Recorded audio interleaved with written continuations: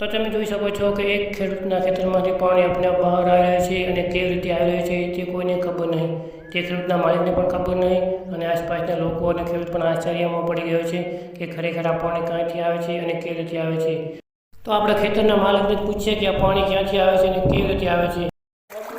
ખબર નહીં ક્યાંથી આવે છે। કિસાનના ખેતરમાંથી આપણે પાણી બહાર આવ્યું છે। કિસાન પણ આશ્ચર્ય થઈ ગયો છે। કિસાન જોવા મળે છે અંદર પડ્યા હતા એમ એને ચેક કર્યું, ચલો મળે 5 ફૂટ આવે પણ અંદર પી જવાય ને, ખબર નહીં પડતી। કિસાન ભાઈ અંદર થયા અંદર થયા તો કંઈ ખબર નહીં પડતી અને બહુ પ્રેશર બહુ આવે ને। આ જુઓ કે કેટલું પ્રેશર આવે છે।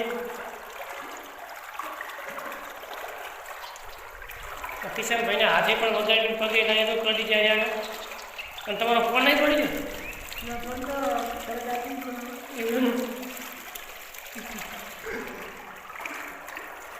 આ પાણી જેવું કેટલું આવે છે એ બંધક નહીં થજો તો તમારે આ પાકમાં જાય, પાકમાં નુકસાન થાય।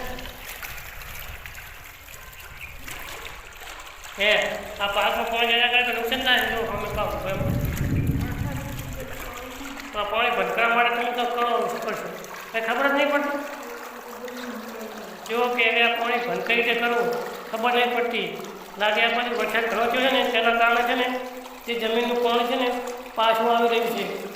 આવું જેના કારણે કોઈને ખબર નહીં।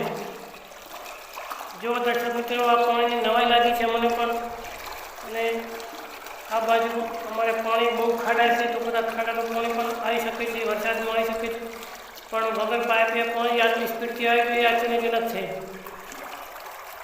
જો કે પાણી નીકળીને કહ્યું કે પોતાનો માટીથી થોડો રાઉન્ડ કિનારે પાણી બીજા ખેતરમાં નાખી દે અને આપણે ધોયો કરીને બીજા ખેતરમાં સાઈડમાં કર્યું છે। તમે ક્યાં ના મતતા હતા? 2 દિવસથી 2 દિવસથી મતતા હતા આ ખેડૂતભાઈ, પણ તો હજુ પાણીનો નિકાલ નહીં આવતો। 2 દિવસથી આટલું નાખવું પડે આવે, 2 દિવસથી આટલું પાણી આવે છે। હવે આપણને રોકવા માટે શું કરવું ને ખબર નહીં કે પાણી ક્યાંથી આવે છે અને કેવી રીતે આવે છે। આશ્ચર્યમાં છે ખેડૂત અને અમે પણ આશ્ચર્યમાં પડી ગયા છે કે ખરેખર આટલું વધારે પાણી ક્યાંથી આવે અને કઈ રીતે આવે છે। ખેડૂતને આપણે પૂછ્યું પણ ખેડૂતને હજુ પણ કંઈ